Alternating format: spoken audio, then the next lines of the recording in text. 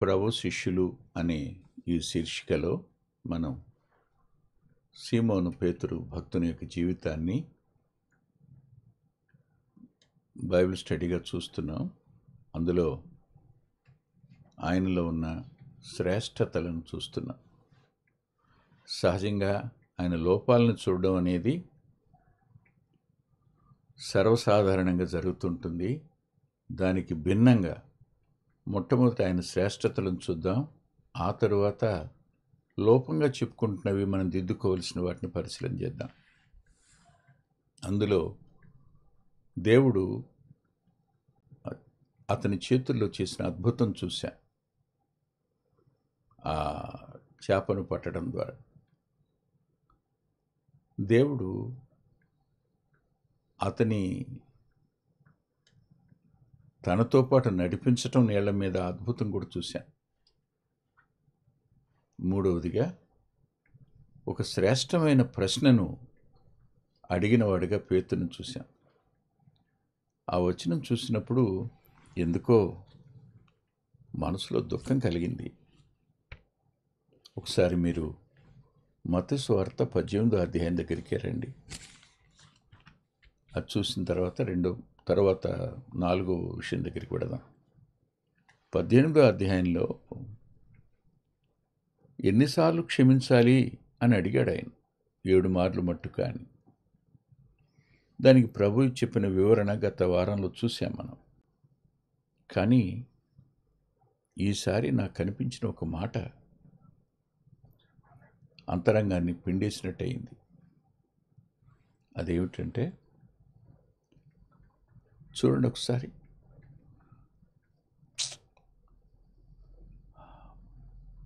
35వ వచనం, మీలో ప్రతివాడును తన సహోదరుని హృదయపూర్వకముగా క్షమింపని ఎడల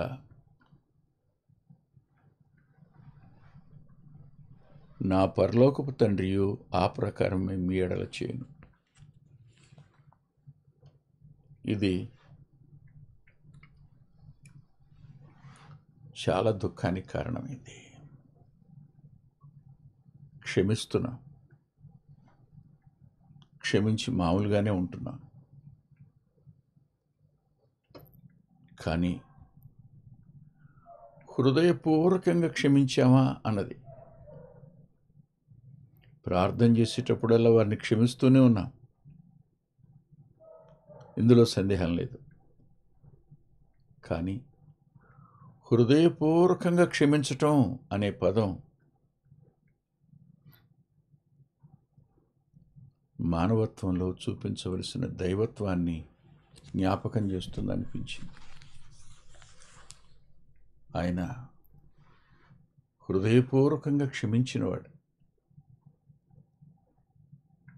పరిసయ్యుడు ఆ పాపాత్మురాలిని తక్కువ చేస్తాడని, ద్వేషిస్తాడని తెలుసు ఆయనకి. కానీ క్షమించే వచ్చాడు. అతడు ఆమెను గురించి మనసులో అనుకున్న మాటలన్నీ ఎరిగి ఉండి అతన్ని క్షమించాడు, హృదయపూర్వకంగా క్షమించాడు. లేకపోతే ఆ ఇంట ఆతిథ్యం తీసుకునేవాడు కాదు.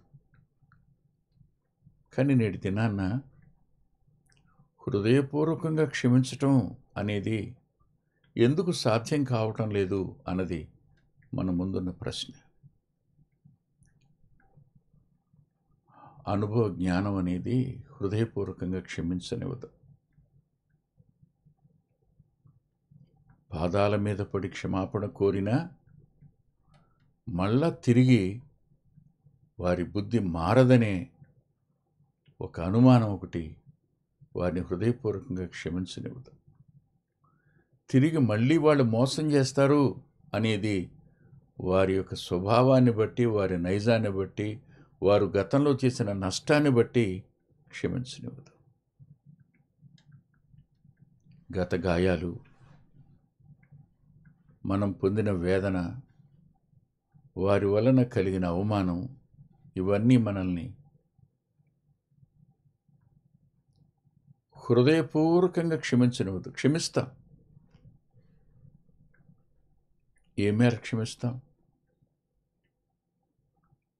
మాట్లాడేటంత, మన దగ్గరికి రాగలిగినంత. కానీ ప్రభువు క్షమించినంత క్షమించలే. ఆయన అన్నాడు, హృదయపూర్వకంగా క్షమించండి, అప్పుడు నా పరలోకపు తండ్రి కూడా మిమ్మల్ని క్షమిస్తాడు. అలాగే మా ఎడల అపరాధము చేసిన వారిని మేము క్షమించలాగున మీరును మమ్మల్ని క్షమించండి. ఈ మాటలో ఉన్న ఆ లోతైన అర్థం హృదయపూర్వకంగా అన్న మాట దగ్గర బయటకు వచ్చినట్టు అనిపించింది. ఇప్పటికీ ప్రతి విశ్వాసి మీద నేరారోపణ చేస్తున్న వాక్య సత్యం ఇది, ఆత్మీయ సత్యం కూడా ఇది. ఆలోచించండి ఒకసారి.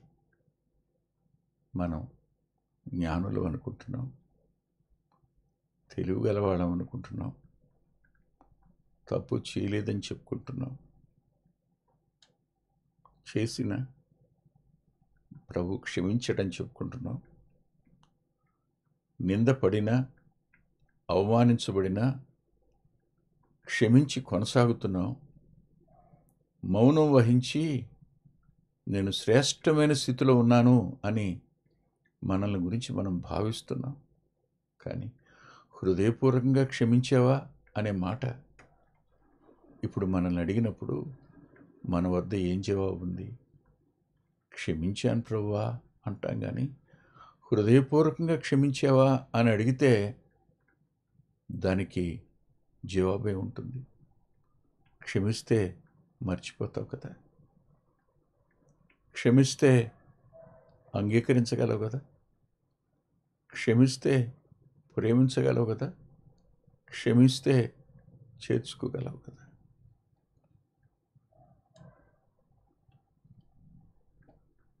కానీ ఇది సహోదరుని గురించిన మాట, అపవాదిని గురించి కానీ అపవాది సంబంధుల గురించి చెప్పిన మాట కాదని గుర్తుపెట్టుకోవాలి. తోటి సహోదరుని విషయమైన క్షమాపణ ఇది. ఇది గత వారంలో చెప్పుకోవాల్సింది ఈ వారంలో చెప్పి ఈ అంశాన్ని, మూడో అంశాన్ని ముగిస్తున్నాను. ఇప్పుడు 4వ అంశం దగ్గరికి వద్దాం. అదేమిటంటే యోహాను సువార్త 20వ అధ్యాయం 2వ వచనం. గనుక ఆమె పరిగెత్తుకుని సీమోను పేతురు వద్దకును యేసు ప్రేమించిన ఆ మరి ఒక శిష్యుని వద్దకును వచ్చి ప్రభువును సమాధిలో నుండి ఎత్తుకొని పోయి ఆయనను ఎక్కడ ఉంచిరో ఎరుగమని చెప్పాను. కాబట్టి పేతురును ఆ శిష్యుడును బయలుదేరి సమాధి వద్దకు వచ్చిరి. వారిద్దరూ కూడి పరిగెత్తుచుండగా ఆ మనుషుడు పేతురు కంటే త్వరగా పరిగెత్తి ముందుగా సమాధి వద్దకు వచ్చి వంగి నారబట్టలు పడి ఉండి చూచెను గాని అతడు సమాధిలో ప్రవేశింపలేదు. అంతటా సీమోను పేతురు అతని వెంబడి వచ్చి సమాధిలో ప్రవేశించి నారబట్టలు పడిండుటయు ఆయన తలరుమాలు నారబట్టల యొద్ద ఉండక వేరుగా ఒకచోట చుట్టి పెట్టుట చూచెను. ప్రార్థన చేసుకుందాం. దయగలిగిన మా గొప్ప తండ్రి, కృపగలిగిన మా దేవ, బోధించి భ్రష్టుని కాకుండా గాలికి పోరాడినట్టు పోరాడకుండా లక్ష్యం వైపుకు నింపాదిగా సాగిపోయే కృపను కోరుతున్నాను ప్రభువా. నన్ను నేనుగా దయగల మీ హస్తాలకి అప్పగించుకుంటూ మీ సహాయాన్ని సంపూర్ణంగా అర్థిస్తూ నీ దాసుని బలపరిచి మా సమయాన్ని దీవెనగా మార్చండి. యేసుక్రీస్తు ప్రభువారి పేరట ప్రార్థిస్తున్నాం తండ్రి, ఆమేన్. నాకు ఈ సంఘటనని చూసినప్పుడు మత్తయ్య గారు రాయల, మార్కు గారు రాయల, లూకు గారు రాయల, యోహాను గారు ఒక్కడే రాశాడు. ఈ నలుగురు రాయకుండా యోహాను ఒక్కడే రాయడానికి గల కారణం ఏమిటి అనే ప్రశ్న నా ముందుకు వచ్చింది. మత్తయికి తెలియదా? మార్కుకు తెలియదా? లూకు బాగా పరిశీలన చేసి రీచెక్ చేశాడు కదా, తెలుసు. కానీ ఈ మాటలు ఎందుకు రాస్తున్నాడు ఈయన? యోహాను గారు 3 సువార్తలు రాసిన తరువాత రాసిన ఆఖరి సువార్త అని వేదాంతులు చెప్తారు. అందులో పేతురుని మిగిలిన వారెవరూ సమాధి దగ్గర పేతురు యోహాను గురించి ఎవరు రాయలేదు. ఒక యోహాను గారే రాశాడు. ఆమె వచ్చి మగ్దలీన మరియా సమాధి తలుపు తెరిచి ఉండడం, రాయి తీసివేయబడి ఉండటం చూచి పరిగెత్తింది. సీమోను పేతురు వద్దకును యోహాను వద్దకు వచ్చింది. వారిద్దరికి సమాచారం చెప్పింది ఆవిడ అని రాశాడు.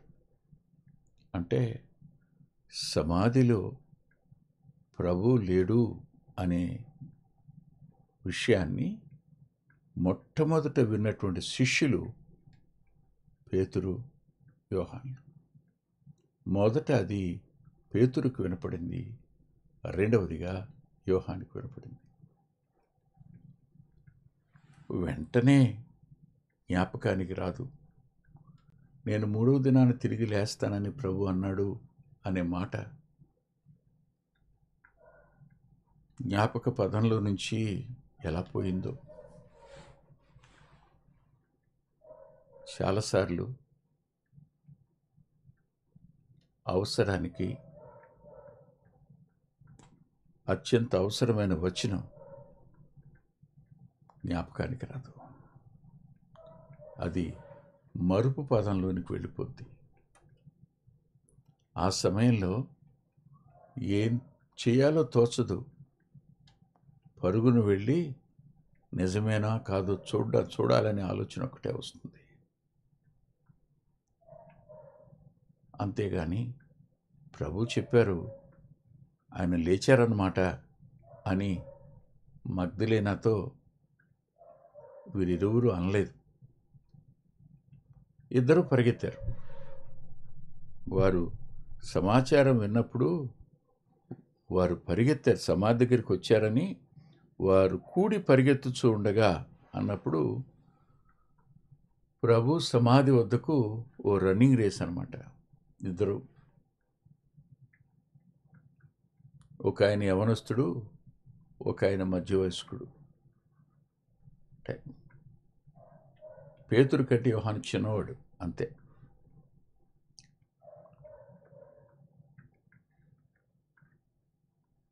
ఎందుకు ఈ మాట అంటున్నానంటే, పేతురు వయసు యొక్క ప్రస్తావన నేను గవాలను తెచ్చాను, అందుకని ఈ మాట చెప్తున్నాను. ఎందుకంటున్నానంటే, ఆయన ఇలా అంటాడు. ఏమంటారంటే, ఇదే యోహాను సువార్తలో 21వ అధ్యాయం 18వ వచనంలో, నీవు యవనుడు అయిండినప్పుడు నీ అంతటి నీవే నడుం కట్టుకున్నావు అని అంటాడు. ఇప్పుడు యవనుడు కాడు. ఒకప్పుడు యవనస్తుడు, ఇప్పుడు మధ్యవయస్కుడు, రేపు ముసలివాడైపోతాడు. ఇంకా ముసలివాడు కాలేదు.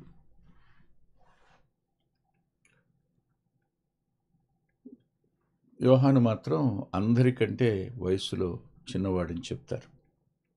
ముందు పరిగెత్తాడు సమాధి దగ్గరికి. సమాధి దగ్గరికి ముందు పరిగెత్తుకుని వెళ్ళి లోపలికి వంగి చూశాడు. వంగి చూసినప్పుడు ఇద్దరి యొక్క కంటి చూపులో ఉన్న వ్యత్యాసం. పరుగులో ముందు యోహాను ఉన్నాడు, వెనక పేతురున్నాడు. పరుగు పందెంలో కొందరు వెనకనే ఉంటారు, కానీ వారు పరిగెత్తుకుని వెడతారు, చూస్తారు, కానీ వయసు చిన్నది కాబట్టి అంతటితో ఆగిపోతారు. కానీ పేతురు పరిగెత్తుకుంటూ వెనకాల వచ్చాడు. యోహాను చూసిన దానికి, పేతురు చేసిన దానికి, యోహాను చేసిన దానికి కొద్దిపాటి వ్యత్యాసం ఉంది. యోహాను లోపలికి అడుగు పెట్టలేదు, వంగి చూశాడని రాస్తుంది అంతే. చూసినప్పుడు ఏం కనపడిందో వ్రాయటం జరిగింది. అదేమిటంటే, నారబట్టలు పడి ఉండుట చూశాడంతే కదా. వంగి నారబట్టలు పడి ఉండుట చూచెను. యోహాను సువార్త 20వ అధ్యాయం 5వ వచనం. వంగినప్పుడు నారబట్టలు పడిపోయి ఉండటం కనపడింది, అంతవరకే.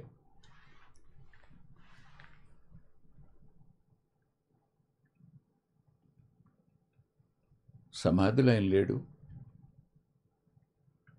బట్టలు లేకుండా నారబట్ట అక్కడ, అంటే చుట్టిన నారబట్ట.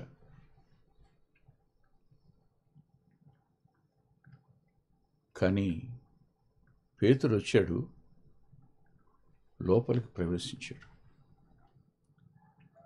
ప్రభు సమాధిలోనికి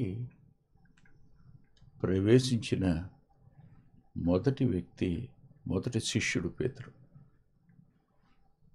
ఇది పేతురికి ఇవ్వబడిన భాగ్యం.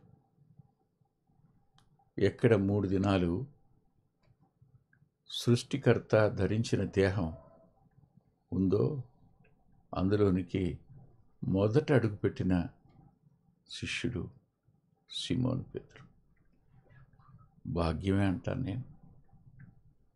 ఎందుకంటున్నానంటే, ఓ భక్తుడు ఇచ్చిన గొంగళి ఆయన ధరించింది కాబట్టి శ్రేష్టమైంది అని ఆలోచిస్తున్నప్పుడు, ఓ భక్తుడు వాడి చదివిన పుస్తకం మన చేతికి దొరికితే అది ఎంత సంతోషాన్ని ఇస్తుందో. చాలా సంవత్సరాల క్రితం రామాయపట్నం సెమినార్కి చెంది ఒక ఎన్జే రామాంజులు గారు, ఆయన గురించి విన్నాం. కానీ నేను రక్షించబడిన తొలి దినాల్లో విజయవాడలో సెకండ్ హ్యాండ్ బుక్స్లోకి వెళ్ళి వెతుకుతూ క్రిస్టియన్ బుక్ ఏమన్నా ఉందా అండి అని అడిగాను. అతను ఒక పెద్ద పుస్తకం తీసిచ్చాడు, ఇంగ్లీష్ బుక్. అది రాస్తున్న మాట ఏంటంటే, ఎంజే రామానుజులు గారి సొంత, అంటే పర్సనల్ లైబ్రరీలోని పుస్తకం అని కింద ఆయన సంతకం ఉంది. అసలు ఆ పుస్తకాన్ని నేను చేత్తో తీసుకున్నాను. ఒక శ్రేష్టమైన వ్యక్తి రామాయపట్నం సెమినార్ నుంచి బైబిల్ వ్యాఖ్యానం తెలుగులో మొట్టమొదటి చేసిన వ్యక్తుల్లో ఆయన ఒకడు. అలాంటి వ్యక్తి లైబ్రరీలోని పుస్తకం ఎలా అమ్మేశారో, పిల్లలు అమ్మారో, ఎవరు అమ్మారో, అది విజయవాడ చేరడం, అది నా చేతికి రావడం నిజంగా నాకు దేవుడిచ్చిన ఆధిక్యత కదా అనుకున్నాను. ఒక కంబళికి, ఒక పుస్తకానికి, ఓ పెన్నుకి మనం ఇంత ప్రాధాన్యత ఇస్తే, 3వ దినాన్న ఆ సమాధిలోనికి అడుగుపెట్టిన మొట్టమొదటి వ్యక్తి పేతురు కాడ. ప్రభువును పెట్టిన చోటు చూచాడు యోహాను. ప్రభువును పెట్టిన సమాధిలోనికి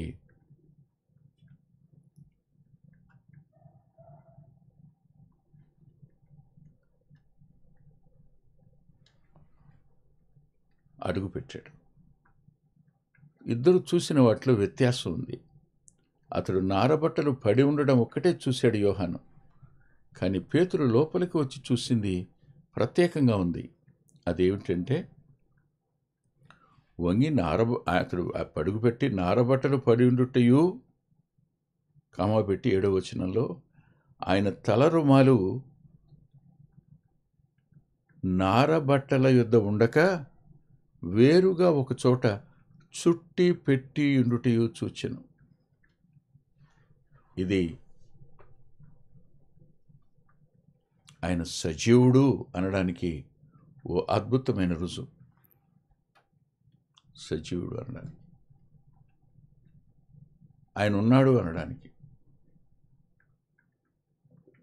చాలామంది ఇలా అంటారు, అన్నని కలుసుకోవడానికి వెళ్ళాము, కారు లేదు, ఆయన లేడు అనుకుని వెళ్ళిపోయాం అంటారు. కారు ఉంటే ఆయన ఉన్నాడనడానికి రుజువు అనమాట కదా. అన్న ఉంటే లైట్ వెలుగుతుంటుంది, ఫస్ట్ ఫ్లోర్లో లైట్ వెలగట్లేదు కాబట్టి అన్న లేడు అనుకుని వెళ్ళిపోయా ఉంటారు.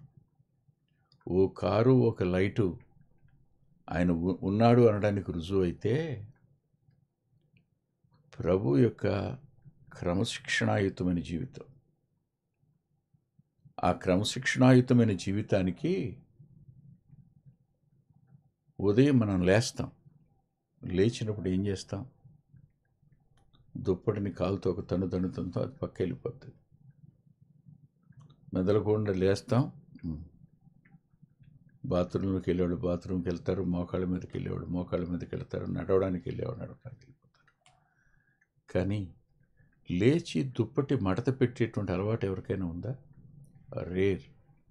మన క్రమశిక్షణాయుతమైన జీవితం అక్కడ ప్రారంభమవుతుంది. నేను చాలా సంవత్సరాల క్రిందట బ్రదర్స్ ప్రేయర్ మీటింగ్లో డిసిప్లిన్ అనే దాని మీద ఓ 3 దినాలు మాట్లాడడానికి ప్రభు సాయం చేశారు. దానికి కొన్ని పుస్తకాలు నాకు సహాయపడ్డాయి. అందులో ఈ మాట, ప్రభువుకున్న ఒక అద్భుతమైన అలవాటు ఏమిటంటే, ఆయన లేచాక తల రుమాలు తీసి చుట్టి పెట్టడం ఆయన అలవాటు. పేతురు చూశాడు, లోపలికి అడుగుపెట్టి చూచాడు, అది చుట్టి పెట్టి వేరుగా ఉండడం చూశాడు. అంటే ఇది ఆయన తప్ప ఎవరూ చేయరు. అది ప్రభువుకున్న ఓ అలవాటు, క్రమశిక్షణాయుతమైన అలవాటు. ఆయన తెల్లవారక ముందే ప్రార్థనకు వెళ్ళడం, ఇంకా పెందలకడలే సమాజ మందిరానికి వెళ్ళడం, పెందలకడనే దేవాలయానికి వెళ్ళడం, ఇవన్నీ క్రమశిక్షణాయుతమైన జీవితానికి రుజువులు. అందులో రుజువు పేతురు కళ్ళకు కనిపించింది. పేతురు చూశాడు. పేతురు చూసిన తరువాత లోపలికి వెళ్ళిన తర్వాత అప్పుడు యోహాను లోపలికి అడుగుపెట్టాడు. తాను చూశాడు, మరి తాను చుట్టుపెట్టిన ఆ తల రుమాలను చూశాడో లేదో మనకు తెలియదు. వాళ్ళు చూశారు. లోపలికి అడుగుపెట్టి వెనక్కి పరుగు పందెంలో వెనకబడినా లోపలికి అడుగు పెట్టడంలో ముందు అడుగుపెట్టాడు. ఎవరూ చూడని ఒక ప్రత్యేకమైన ప్రభు యొక్క అలవాటుని కళ్ళారా చూశాడు. అటు తరువాత యోహాను గారు లోపలికి అడుగుపెట్టాడు. లోపలికి అడుగుపెట్టి అతడు చూశాడు. అప్పుడు మొదట సమాధి వద్దకు వచ్చిన శిష్యుడు లోపలికి పోయి చూచి నమ్మెను. ఏం నమ్మాడు? ప్రభువు లేడని నమ్మారు. అంతిద్దరు అంతే. ఆలోచించండి. ఆయన మృతుల్లో నుండి లేచుట అగత్యమును లేఖనము వారింకను గ్రహింపరైరి. వారింకా గ్రహించలేదట ఆయన మృతుల్లోంచి లేవడం అనేది ఖచ్చితం అని. మరేం నమ్మారు? సమాధిలో లేడు అని నమ్మారు అంతే. అంతటా శిష్యులు తిరిగి తమ వారి వద్దకు వెళ్ళిపోయారు. అందరూ సందేహంలో ఉన్నారు, అందరూ భయంలో ఉన్నారు.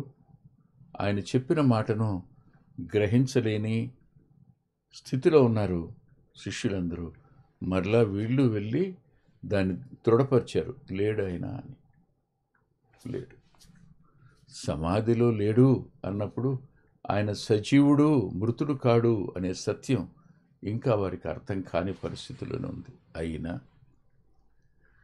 పేతురుకి ఇవ్వబడిన ఆధిక్యత, సమాధిని గురించిన సమాచారం మొట్టమొదట పేతురుకే వచ్చింది. సమాధిలోనికి దిగిన ఆధిక్యత పేతురుకే దక్కింది. తల రుమాలు చుట్టబడి వేరుగా ఉండడం చూసిన అనుభవం పేతురికే దక్కింది. ఇవన్నీ నిజంగా భౌతికమైన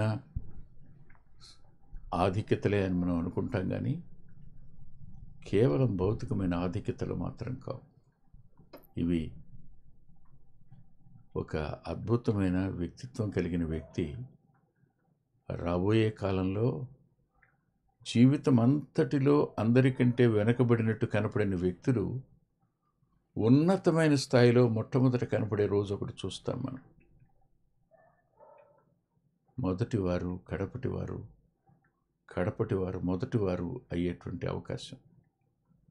తామే ముందున్నాము అనుకున్న వారి కంటే పేతురు ముందున్న సందర్భాలను చూస్తున్నాం.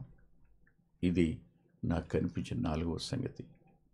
మిగిలింది వచ్చే వారం చూద్దాం. తల్ల వంచి ప్రార్థన చేసుకుందాం.